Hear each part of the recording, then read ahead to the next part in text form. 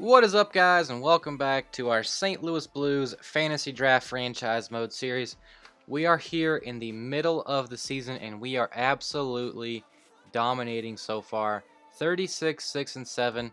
We're 25 points up on the next guy in the division. That is the Chicago Blackhawks and the Winnipeg Jets. We are having a great year. I went through this in the last video, but we'll do it again. We are 13 points. I said 15 points. We're 13 points up on the next team in the league, being the Washington Capitals. We have 10 less regulation losses than them, and we have a over +1 goal differential per game.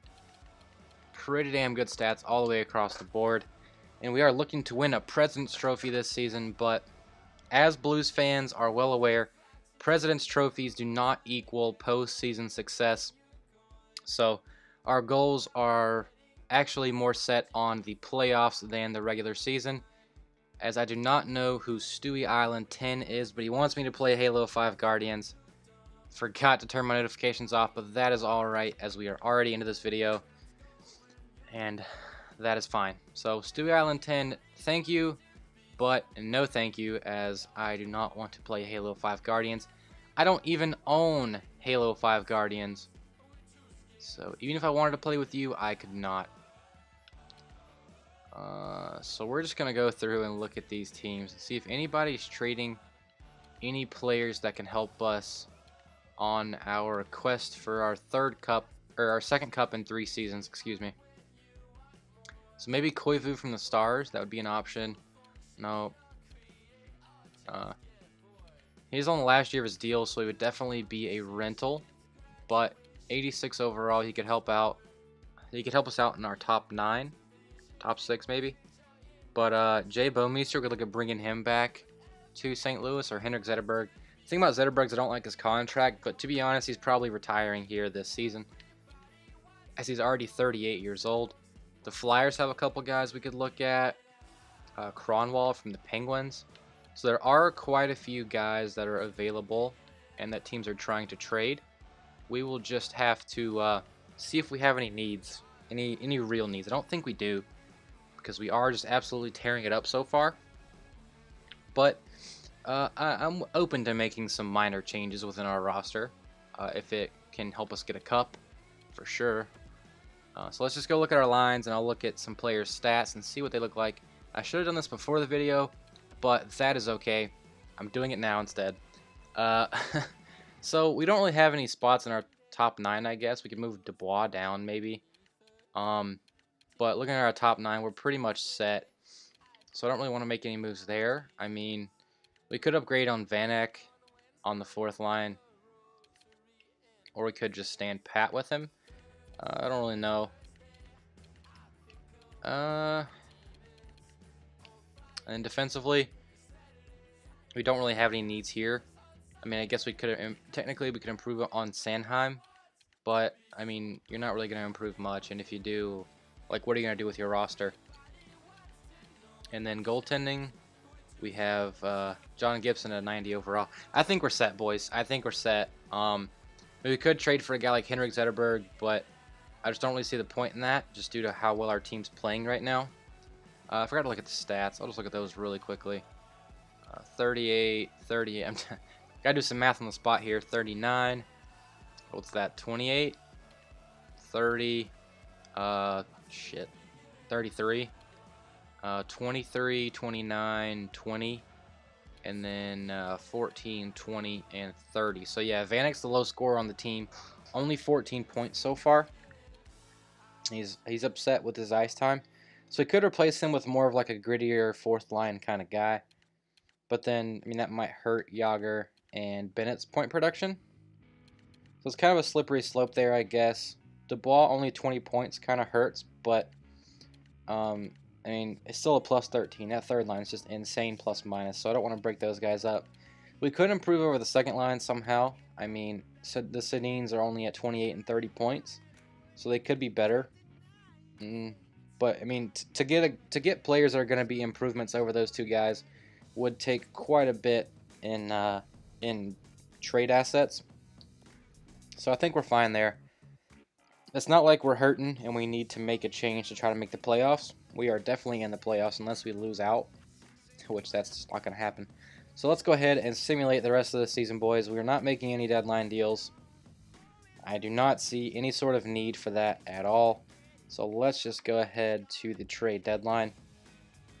Sim ahead this 1 month, and I already need some water, my goodness. Alright. For some reason, there's just like some mucus building up in my throat, and I just feel like I sound very weird right now. You guys are probably like, what the hell are you talking about, bud? You sound normal. I never sound normal. Alright, so let's get... I forgot what I was going to say. Let's get into the simulation some more, I guess. Exciting times in the NHL. Exciting times with Vegas and the expansion draft, which will be occurring the day after I'm recording this right now. Because we've lost 4 straight in regulation, my goodness. I might have made a mistake, boys. Probably not, but that's okay. Yeah, a bunch of different, like, a bunch of teams that protected players that didn't make much sense. Like the Red Wings protecting Jimmy Howard over Mrazek. The Panthers leaving Jonathan Marchessault unprotected. The Predators leaving James Neal unprotected. You got the Islanders protecting 5 defensemen, but not protecting Calvin DeHaan. They could also lose Ryan Strome, Brock Nelson, Josh Bailey, Cizikas. Just a lot of weird stuff. Like, a lot of stuff that we weren't expecting, but at the same time, like, there's a lot of stuff that the GMs are doing behind closed doors that we don't know about just yet. So, I think a lot of it's going to make more sense in the next few days to come, but it's going to be an exciting NHL awards show. It's going to be exciting to look at the... to see who the Vegas Golden Knights end up picking, because it's not going to be the best players, so... Like, a lot of people are doing expansion mock drafts, but you can't really... None of those drafts are going to be realistic because you don't know what kind of side deals are going on behind closed doors. Like, you could say, oh, yeah, the Golden Knights should pick James Neal from the Predators. Maybe the Predators have a deal in place to where James Neal's not going anywhere. Who knows? Like, it's just impossible to know, so... It's just gonna be weird. I mean, if I was George McPhee for the Golden Knights, I would be selecting every single starting goaltender out there, or every single like starting caliber goaltender out there, because you're just gonna have so many goalies that you can just trade away to teams that want goalie help. You're gonna be able to acquire so many assets, but I mean, who knows what they're gonna do? I know from the Blue Jackets, they're protecting they've made a trade to protect Korpisalo. So Korpisalo is like probably the best goaltending prospect available to the Golden Knights, but it looks like the Blue Jackets are holding on to him. The Golden Knights are going to have a lot of first-round picks this season. They're going to have a lot of picks in general this season. They're going to be drafting like a third of the first round, and they're just going to get so much young talent. And it's going to be exciting to see how they turn out in a couple of seasons. They're not going to be that great right away. If they were to select all the best options from the expansion draft, they would be pretty damn good, pretty damn quickly. But it looks like they're looking to be more of a long-term type thing. And we have lost 5 straight here. Lost 6 out of 7. That is not good. Looks like we're having a little bit of an end-of-season collapse. But we still are leading the division by quite a bit. 17 points up on the Winnipeg Jets, who are in second. And within the conference, we pretty much, I think, yeah, we've clinched the top spot in the conference. No, we haven't. How have we not? Oh, yeah, there's 4 games left. The Ducks could get 8 points. We could get 0 points.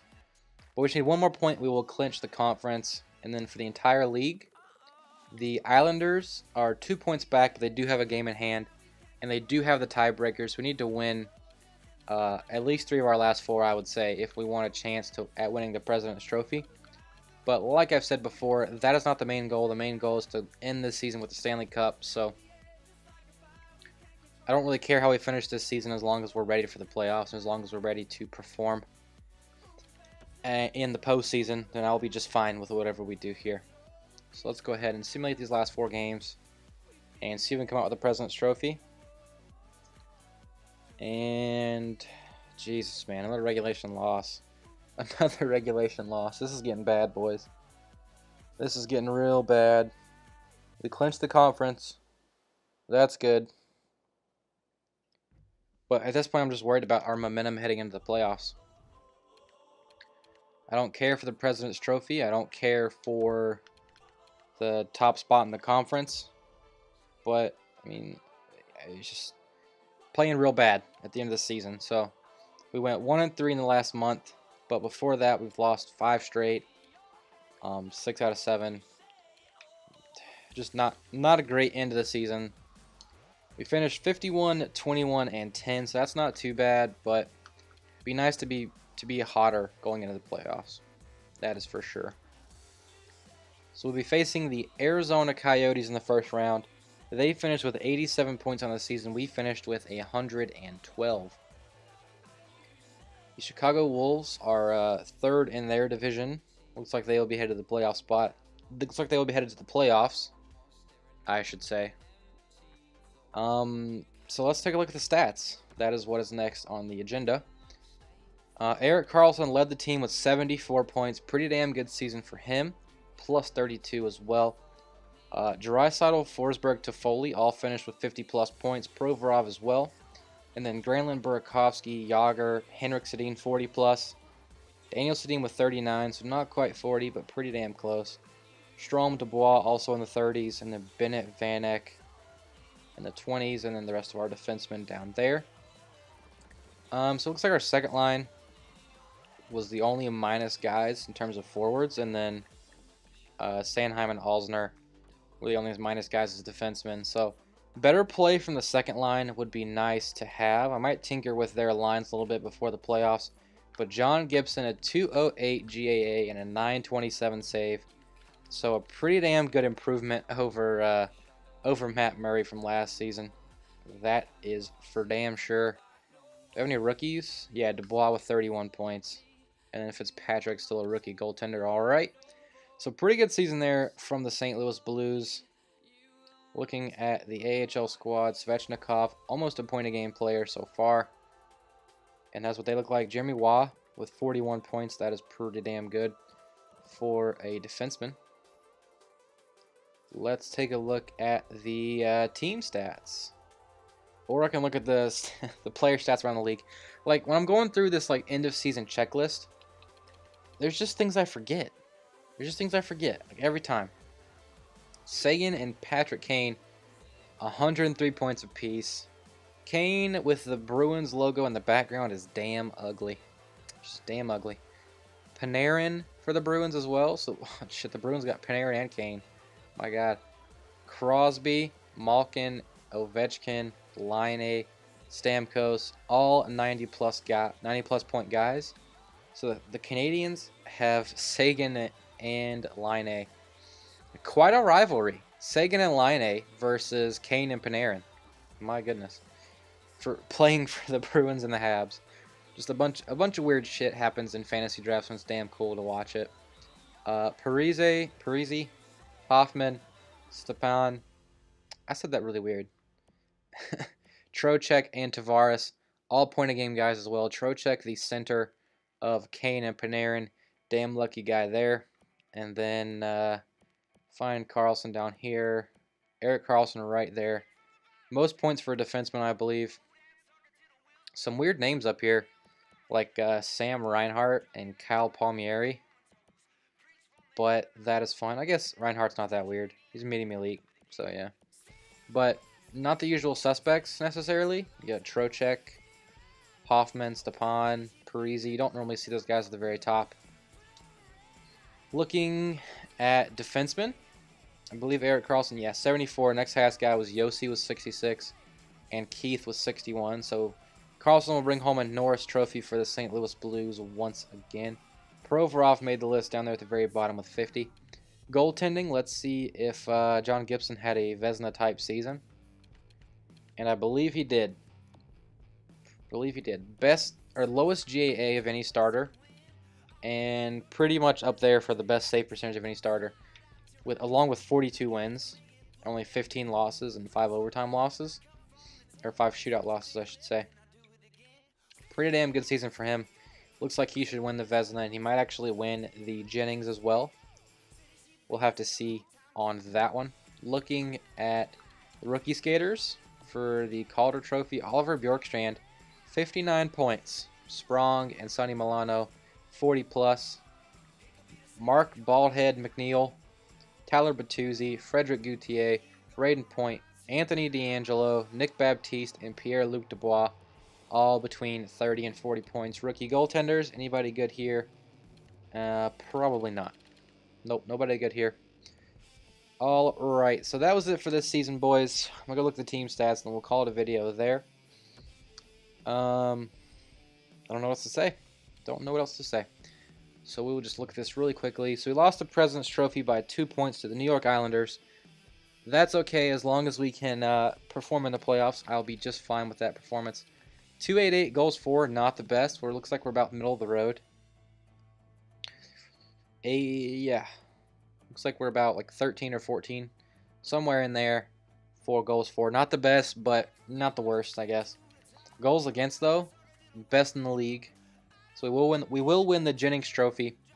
The top 3 teams right there. The top 3 defenses. So that's pretty cool to see. We're the best in that category. So hopefully... Typically, you know, they say defense wins championships. So if you look at just that, then we should win the championship. I mean, it's that simple. Looking at our power play, middle of the road as well, down there at the bottom of the list. Penalty kill, though, best in the league. So we have the best penalty kill and the best goals against. That will go a long way in the playoffs. I will tell you that much for sure. And we took the fewest penalties in the league. And we had the most power plays in the league. Holy shit. Alright, so all that's fun stuff. And it looks like we were about even on the road and at home. 2, 7, and 1 in our last 10. That is atrocious. The Capitals are on a 10-game winning streak heading into the playoffs. But we were tied for the second. No, that's the worst. Tied for the worst last 10 games this season with the 26th place Detroit Red Wings. My goodness, only top 10 team in the league to even be close to the bottom of this list. So pretty poor finish to the season, but that's okay because it's a new season now. It is a race to 16 wins. We'll see if we can be the first and only one to get there. That is it for this video, boys. As always, if you enjoyed, leave a like, subscribe, leave some comments, share this video with your friends, do all that kind of stuff. And the next video will be taking on the Arizona Coyotes in the first round of the Year 3 playoffs. And I'll see you guys next time.